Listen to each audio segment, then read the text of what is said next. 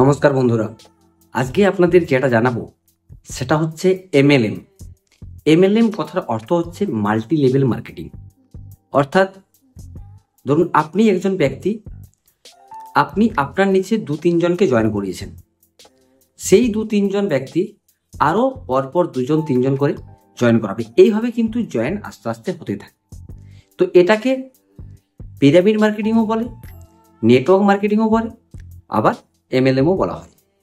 তো এই এমএলএম সম্বন্ধে ভিডিওটা বানাচ্ছি কেন, তার আগে আপনাদেরকে দুটো কথা জানাবো। রিসেন্টলি অনেক ব্যক্তি, বিশেষ করে আমাদের ইন্ডিয়া এবং ওয়েস্ট বেঙ্গলে, পাঞ্জাব এবং কাশ্মীরে সবথেকে বেশি ক্ষতিগ্রস্ত হয়েছে একটা অন্ধ এমএলএমের নেটওয়ার্কে জয়েনিং করে। সেটা কি? সেটা হচ্ছে টেজার এনএফটি। টেজার এনএফটিতে আপনারা জয়েন করেছেন, আপনারা হয়তো দেখতে পাচ্ছেন না যে আপনি জয়েন হয়েছেন, আপনার নিচে আরও 2জন জয়েন হয়েছে, বা তার নিচে আরও 3জন জয়েন হয়েছে, এটা আপনারা দেখতে পাচ্ছেন না। এই যে দেখতে পাওয়া যায়, একজন জয়েন হওয়ার পরে তার নিচে আরও 2-3জন জয়েন হওয়া, তার নিচে আবার 2-3জন করে জয়েন হওয়া, এটাকে বাইনারি সিস্টেম বলে।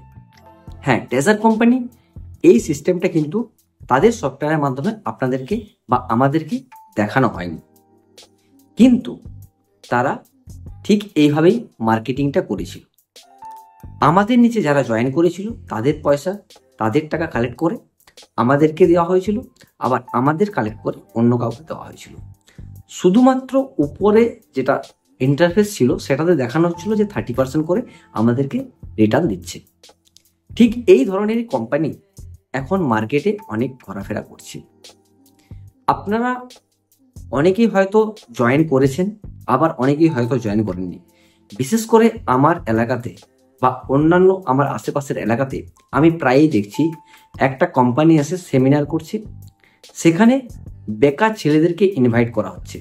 তার কারণ হচ্ছে এখন বেকারের সংখ্যা সব থেকে বেশি। তাহলে কি করতে হবে? বেকারদেরকে ডেকে সেই সেমিনারের মধ্যে তাদেরকে মোটিভেশন করে সেই কোম্পানিতে জয়েন করাতে হবে। এমএলএম এর 2-3টে পার্ট আছে, সেগুলো আমরা যাচ্ছি না। আপনাদেরকে যেটা মূল বক্তব্য সেটা আজকে এই ভিডিওতে বোঝাচ্ছি। এমএলএম আমাদের ইন্ডিয়াতে কিন্তু বন্ধ আছে, ব্যান করা আছে। সেটা এই নোটিশটা দেখলেই আপনারা বুঝতে পারবেন। এটা কি বলা হয়েছিল যে মানি সার্কুলেশন বা চিটের জন্য এই এমএলএম পদ্ধতিটা কিন্তু বন্ধ আছে, এমএলএম সিস্টেমটা কিন্তু বিজনেসটা বন্ধ আছে, বা ইন্ডিয়াতে ব্যান করা হয়েছে। কিন্তু আমাদের এই দেশে দুর্বুদ্ধির কোনো অভাব নেই। ভালো ভালো বুদ্ধি, ভালো ভালো ব্রেনগুলোকে কাজে লাগিয়ে কোম্পানিগুলো কিন্তু এখনো টিকে আছে। সরকার থেকে বলা হয়েছে, গভর্নমেন্ট থেকে বলা হয়েছে যে মানি সার্কুলেশন করা যাবে না। তখন কোম্পানিগুলো কি করেছে? হয় সেই কোম্পানির সাথে কোনো প্রোডাক্ট অ্যাড করেছে, কিংবা কোনো সার্ভিস অ্যাড করেছে। আপনারা এরকম অনেক কোম্পানি পাবেন যে একজন জয়েন হওয়ার পরে তার নিচে জয়েন হচ্ছে, তার বিনিময়ে আপনাকে সার্ভিস প্রোভাইড করা হচ্ছে কিংবা প্রোডাক্ট দেওয়া হচ্ছে। এখন যেটা সব থেকে পপুলার চলছে সেটা হচ্ছে প্রোডাক্ট। আপনারা লিগেল এমএলএম কিংবা ইনলিগেল এমএলএম কিভাবে চিনবেন? বা আপনারা হয়তো ভাবতে পারেন যে যদি এরকম হয় তাহলে সরকার কেন বন্ধ করে দিচ্ছে না প্রোডাক্টগুলোতে? সরকার বন্ধ করছে না এই কারণেই, কিছু এমএলএম কোম্পানি আছে যারা লিগেলি কাজ করে, আবার অনেকই কোম্পানি আছে যেগুলো ইনলিগেলি কাজ করে। আপনারা লিগেল আর ইনলিগেল এমএলএম কি করে বুঝবেন? সেটা আপনাদেরকে কতগুলো উদাহরণ দিয়ে আপনাদেরকে বুঝিয়ে দেবো। যেগুলো লিগেল এমএলএম হবে, যেগুলো লিগেল এমএলএম কোম্পানি হবে, সেই কোম্পানি আপনাদেরকে ইনভাইট করে জয়েনিং করাবেন। চারিদিকে সেমিনার ডেকে সেই সেমিনারে যারা আগে জয়েনিং করেছে তারা কিভাবে কোটিপতি হয়েছে, এই জিনিসগুলো সেই কোম্পানি কিন্তু করে না। যেগুলো ইনলিগেল এমএলএম, সেগুলো করে একটা জায়গাতে একটা সেমিনার অ্যাটেন্ড করা হয়, সেখানে বেকার যুবকদের বা বেকার যুবতীদের ডেকে তাদেরকে কোটি টাকার স্বপ্ন দেখানো হয় যে আমি আজ থেকে 4 বছর বা 5 বছর আগে কি ছিলাম, আজ এই কোম্পানিতে জয়েন করার পর কি করতে পেরেছি। এই যে মোটিভেশনটা, এই মোটিভেশনটা লিগেল এমএলএম কোম্পানি কখনোই দেবে না। লিগেল এমএলএম কোম্পানি প্রোডাক্ট যদি হয় তাহলে প্রোডাক্টের উপরে জোর দেয়, যদি সার্ভিস হয় তাহলে সার্ভিসের উপর জোর দেয়। যেগুলো ইনলিগেল কোম্পানি হয় সেগুলো আপনি জয়েন করার পর আপনার নিচে কতজনকে জয়েন করাচ্ছেন তার উপরে জোর দেওয়া হয়। ধরুন আমি একটা কোম্পানিতে জয়েন করেছি, সেখানে আমাকে টাকা দিয়ে জয়েন করতে হয়েছে। এইসব কোম্পানিগুলো আপনাদেরকে এই টাকার কথাটা কিন্তু বলবে না। এইসব কোম্পানি বলবে আপনাদেরকে যে আপনারা আমাদের এই কোম্পানিতে জয়েন করলে আপনাকে আমার, যদি সার্ভিস কোম্পানি হয় তাহলে সার্ভিস নিতে হবে, যদি প্রোডাক্ট কোম্পানি হয় তাহলে প্রোডাক্ট নিতে হবে। প্রোডাক্ট কোম্পানি যদি হয় তাহলে কি হবে, যে আমরা মার্কেটে যে রেটে এটা বিক্রি হচ্ছে, যে প্রোডাক্ট আছে সেই প্রোডাক্টটা আপনাদেরকে ডিসকাউন্ট করে কিন্তু দেওয়া হচ্ছে। সেই প্রোডাক্টটার ভ্যালু হতে পারে 20,000, 10,000, 15,000, যে যেরকম কোম্পানি সে কিন্তু সেরকম ভ্যালু রেখেছে। অথচ আপনারা সেই প্রোডাক্ট যদি মার্কেটে কিনেন তাহলে দেখবেন তার থেকে 80% দাম কিন্তু কম। এই কোম্পানিগুলো কি হয়, ম্যানুফ্যাকচারিং ইউনিট থেকে নিজেদের নামে প্রোডাক্ট তৈরি করে সেগুলো কিন্তু যারা জয়েনিং করছে তাদেরকে দেওয়া হয়। 10,000 টাকার প্রোডাক্ট যদি আপনাদেরকে দেয় তাহলে সেই প্রোডাক্টের ভ্যালু সর্বনিম্ন হতে পারে 2,000 টাকা। এরপর আপনি ভাববেন যে 2,000 টাকার মালটা আমাকে 10,000 টাকাতে দিচ্ছে, আমি এটা কিনে বিক্রি করে আপনাকে মার্কেটিংটা করতে পারবেন। কোম্পানি বলবে আপনি আপনার নিচে আরো 2-3 জনকে জয়েন করুন। জয়েন করুন মানে এই নয় আপনি তাদেরকে ডিস্ট্রিবিউটর দিতে পারেন। আপনার নিচে জয়েন করলে তারা ডিস্ট্রিবিউটর হয়ে যাবে, তারা মাল স্টক করবে, তারা মাল মার্কেটে সেল করবে, দিয়ে আপনারা কিন্তু এটা চালিয়ে যাবে। এরকম পরপর জয়েন যখন হতে থাকবে একটা সময় কিন্তু জয়েন বন্ধ হয়ে যাবে। তার কারণ হচ্ছে আপনি যদি গ্রামের হন বা আমি যদি গ্রামের হই, আমি ধরুন একটা সাবান যেটা মার্কেটে এখন 10 থেকে 50 টাকা পর্যন্ত বা 60 টাকা দামি কোম্পানির আরো বেশি চলছে, সেই সব জিনিসগুলো কিনে যদি একটা নর্মাল সাবান যেটা ভালো প্যাকেজিং করে 20 টাকায় বিক্রি করতে হয়, তাহলে আপনার গ্রামের মানুষ কতদিন কিনবে? আপনি কতদিন ইউজ করবেন? করবেন না তো। আমি কিন্তু মার্কেটিংয়ে বিক্রি করতে পারবো না। আপনারা যদি মার্কেট ভ্যালু দেখেন তাহলে কিন্তু অনেক কম থাকবে। তো এই জিনিসগুলোকে কোম্পানি যেগুলো ইনলিগেল হয় তারা কিন্তু জোর দেয়। যেগুলো লিগেল কোম্পানি তাদের দাম একদম রিয়েলিটি থাকে, রিয়েল থাকে, যেগুলো মার্কেটে সেম রেটে বিক্রি হয় বা তাদের নিজস্ব ব্র্যান্ড আছে যেগুলোর উপকারিতা অনেক বেশি। আর এই যে কোম্পানিগুলো আছে যেগুলো আপনাকে বলবে যে আমাদের এই খেলে বিভিন্ন ধরনের রোগ সেরে যাচ্ছে, তাহলে আপনারা এই প্রোডাক্টটা মার্কেটে প্রচুর পরিমাণে সেল করতে পারবেন, আপনারা আমার এখানে জয়েন হন, এমন ডিস্ট্রিবিউটর নিন। কিছুদিন পর যখন আপনি সেল করতে পারবেন না, তখন আপনাদেরকে সেমিনারে ডেকে বলা হবে যে আপনারা যদি সেল করতে না পারছেন তাহলে আপনার নিচে ডিস্ট্রিবিউটর খুলুন, একটা লেফট হ্যান্ড একটা রাইট হ্যান্ড। এইভাবে কিন্তু এনারা জয়েন করাচ্ছে।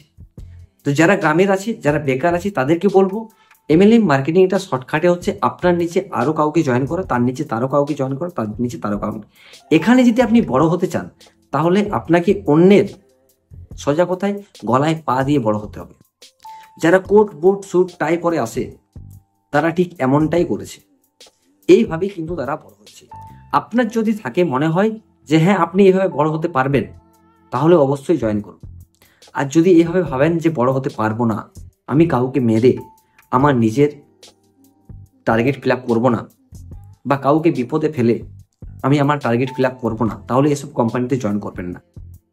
কারণ এই কোম্পানিগুলো এমএলএম কোম্পানি যেগুলো ইনলিগেল হয় 1 বছর 2 বছর 3 বছর ম্যাক্সিমাম 5 বছর পরে কিন্তু এগুলো বন্ধ হয়, আপনারা দেখে নেবেন। তার থেকেও যদি বেশি কিছু হয় আপনারা গুগলে যাবেন, বেস্ট ইন্টারন্যাশনাল এমএলএম কোম্পানি আপনারা সার্চ করবেন, অনেক কোম্পানি পেয়ে যাবেন যেগুলো লিগেলি কাজ করে।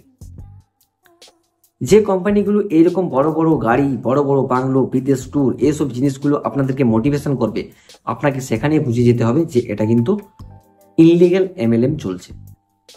আরেকটা জিনিস, যেগুলো লিগেল এমএলএম হয় সেই কোম্পানির যারা আগের থেকে জয়েন করে আছে তারা কখনোই তাদের সাকসেসটা আপনার সামনে বলবে না।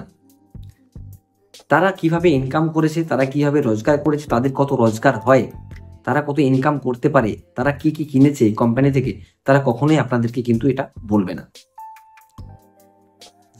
যেগুলো ইনলিগাল কোম্পানি হয়, যেগুলো বড় বড় স্বপ্ন দেখায়, তারা কিন্তু এটা বারবার বলবে। আপনারা প্রত্যেকটা সেমিনারে গিয়ে দেখবেন, আমি একটা রিসেন্ট সেমিনারে গেছি যেখানে কিন্তু তারা কিভাবে বড় হয়েছে, কে থর কিনেছে, কে বাড়ি কিনেছে, কে বিদেশ ট্যুর করেছে, বারবার মোটিভেশন, আপনারাও পারবেন, আমি পেরেছি মানে আপনারাও পারবেন।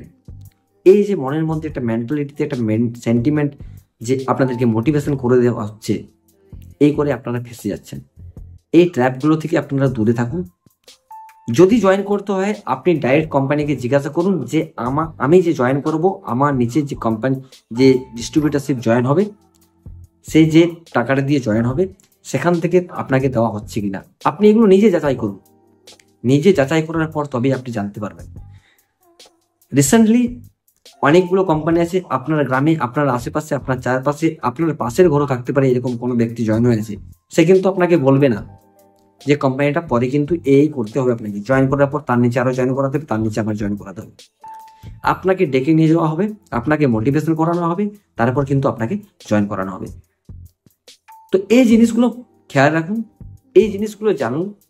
এমএলএম যে কোম্পানিতে আপনি জয়েন করবেন সেগুলোকে যাচাই করুন।